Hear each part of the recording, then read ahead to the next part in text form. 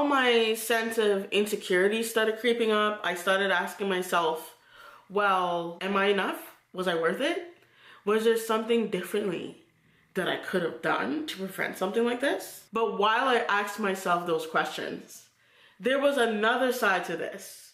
The truth. What if I told you the very thing that you are dreading, being laid off, could be actually the best thing that ever happened to you? I know, it sounds crazy, but it happened to me, and that one moment changed everything. In this video, I'm going to share the 4 critical steps you must take when you're laid off. Steps that will completely change what happens next in your life. And these aren't just tips, by the way. This actually marks the difference between being stuck and breaking free. Stay with me till the end of this video. This might just be the turning point you needed. Here's my take on being laid off, because I've seen too many people rest in defeat.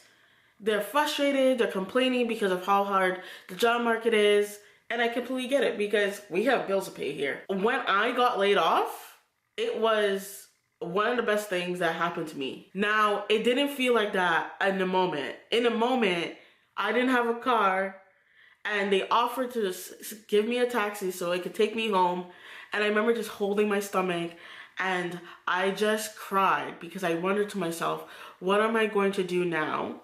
Because I ran out of time of trying to figure out what to do next. Man, I felt sad. There was a sense of hopelessness because I thought that my life was ending and it couldn't get any worse. Let me know if you relate to that, if you've been in a point like that in the comments. All my sense of insecurity started creeping up. I started asking myself, well, am I enough? Was I worth it? Was there something differently that I could have done to prevent something like this? But while I asked myself those questions, there was another side to this. The truth. I was over this job, and this was in a car dealership, and I worked in the customer service section. And let's just say the customers were brutal when it came to the cars. People don't play. There was a lot of sometimes miscommunications between the service advisors and the customers, and you get the point where this is going.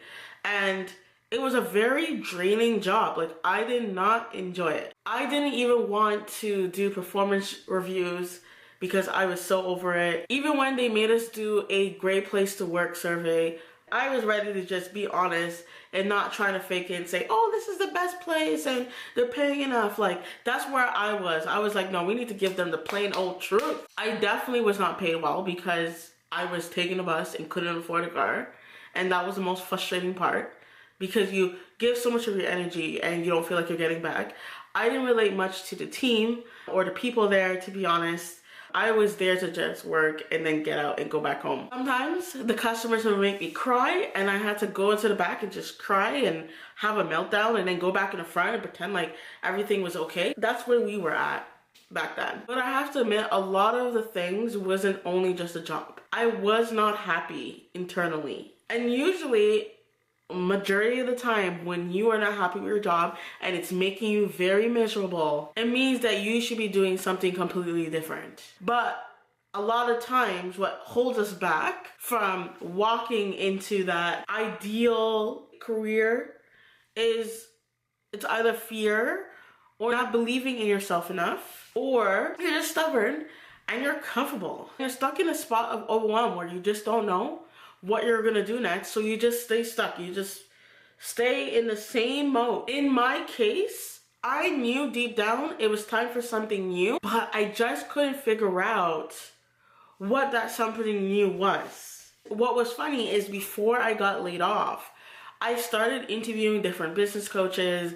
I started looking at different courses I can do that I can learn a skill so then I can execute it and maybe start something that's online. I did a lot of research. And so a lot of the things that I was dealing with internally poured in the job, and they just bounced on each other, right? So I was unhappy in the job, and then internally I was unhappy with myself because I was in this job that I know I shouldn't be in, but then I was frustrated because I couldn't find something. The job and myself internally kept on bouncing off of each other, and so it would just outpour.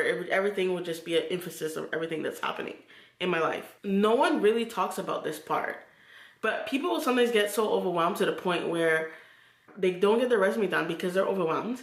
And their mental health is just breaking down. It's plummeting. It's like, again, it bounces off of each other because they're trying to make the change, but then they're getting pushed down by overwhelm, mental health, their mindset. They're getting pushed down by their whole environment. So it's harder to make that change. And I remember one of my coaches had told me at the time, when I first started in e-commerce, a lot of people, what they do is they wait until they get laid off to then try to make a move because then they're in panic. When in reality, while they're in their jobs, he's like, that's when they should be trying to learn the new skill or trying to do the thing. So that way, when they lose their job, they already have that thing there. And I remember thinking that's so true. That's what I was trying to do, but I didn't figure it out. And he's like, what happens is everyone starts scrambling to figure out what to do next. And I thought it was very real. And so that's what happens is people wait too long in a job because they get so comfortable. And I'm not saying this is everyone, but I feel like this was myself, and I'm sure other people can relate. And so you get to the point where finally you get so low, and then now you're trying to dig yourself out. So then you're like, oh my God, let me create the resume. Let me get myself ready for interviews. And by then you're so low that now you have to try to claw yourself back up so you can get into a state of looking for new jobs. They just bounce off of each other. It just keeps on going in circles and circles until one day you're like, I'm just gonna claw myself out and figure this out. So the same day I got home, after I was laid off, I dried my tears and I ended up speaking to a friend, and I was saying, hey, I got laid off, all this stuff. She just stopped me in my tracks and she said, Nikita, haven't you been wanting to start a business? Yeah. And I'm like, what are you talking about? She's like, this is the time to spread your wings. And I don't know what happened, but whatever she said, when she said, spread your wings, it just made sense. I imagined this light just opening up, and all of a sudden I was like, oh, yeah. This was the first critical thing I did, is I reflected. I don't think I ever thought of it like that until they put it that way. And I was like, you know what? You're right. This is the time. And I took that small sentence to heart. It was a permission for myself and a reminder that now I have the time to create change. I had a chance to have a clear mind and try to figure things out in peace, baby. This is your time to reflect and figure out exactly what you want for yourself. What does that look like? If you can do anything, what would that be? This is now your chance to start on the right foot with what you actually really want. And now you don't have that little voice telling you, well, you have the paycheck, so just stay comfortable. Don't take any risk. Nothing worth having is comfortable. And I wish I knew that back then when I was in that job. And every time I would get cold feet and I'll just jump back and say, you know, let's go back to the job because this seems too scary. I wish I knew that anything worth having is worth being uncomfortable.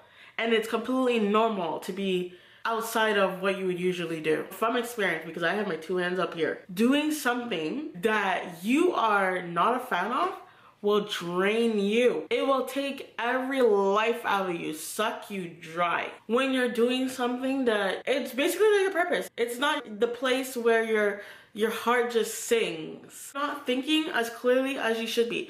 And you don't realize it until you probably get laid off or you leave that job, where you realize, wow, my mind was so clogged. Your mind is not as clear, so that's why you'll find the transition is harder. Because remember that bounce back I told you about?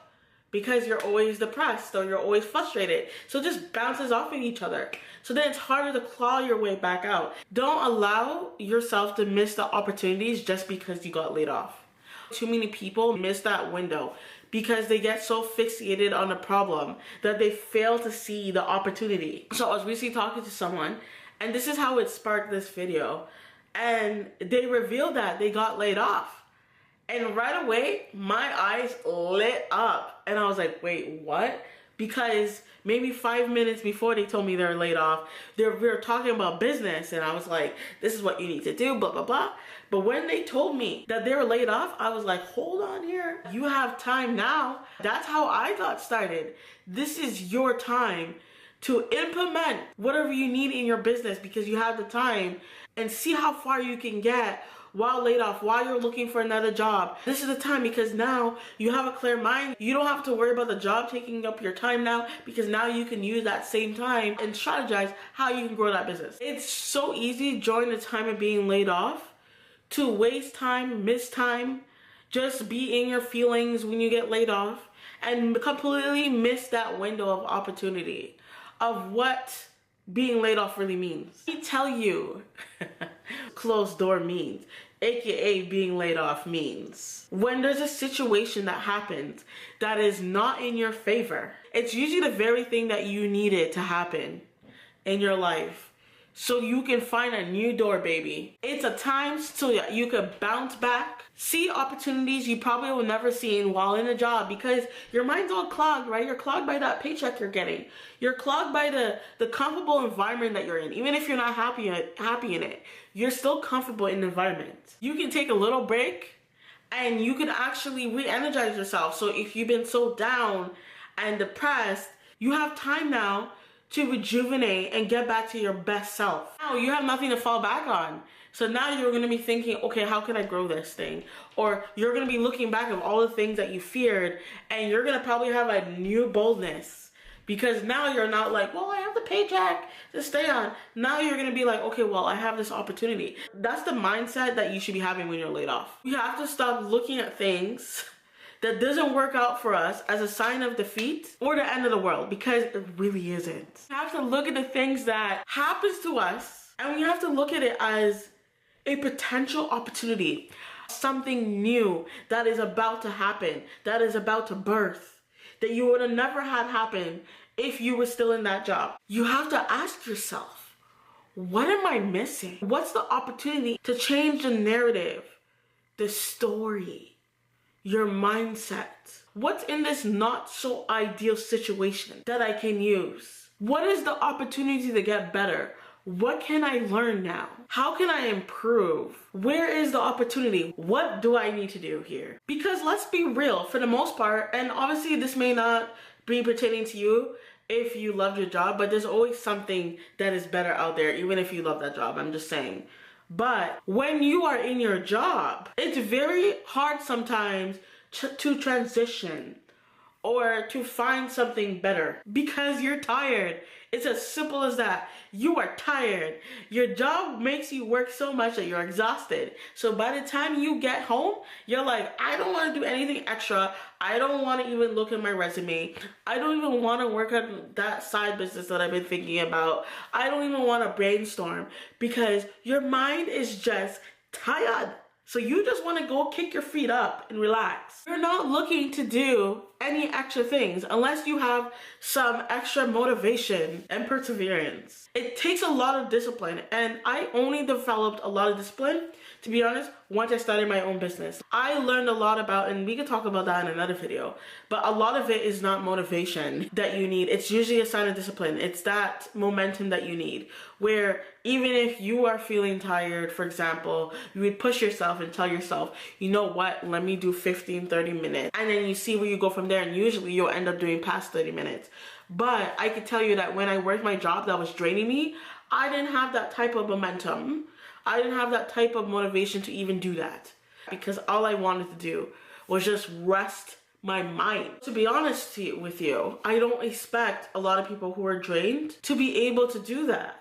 So that's why I look at being laid off as an opportunity, and I want you to see it as an opportunity because it's an opportunity to get a new, refreshing motivation to just change your mindset and have your mind just renewed and not look at it as a setback but a new door that's being opened. The second most critical step that you need to do while laid off is rebuild, baby. So even though before that I was down and laid off, as soon as I heard spread my wings, for some reason all the crying stuff, all the sadness went away, and I had this new sense of pumped motivation. Depression went away.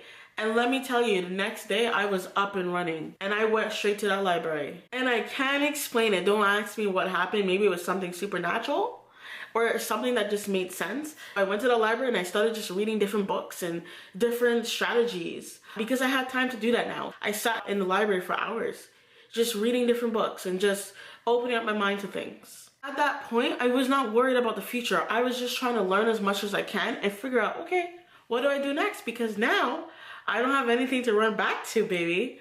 And now I can give myself a true chance because I can AKA spread my wings. The next critical and third step is plan it. After you answer those questions that I put in the rebuild, oh, what I want to do next, blah, blah, blah, is that you need to plan it. You need to put it into formation. And so what happened, if I continue the story, is I ended up seeing an opportunity, and it was to learn e-commerce at the time. Someone was teaching us how to start an Amazon store, and it caught my eye.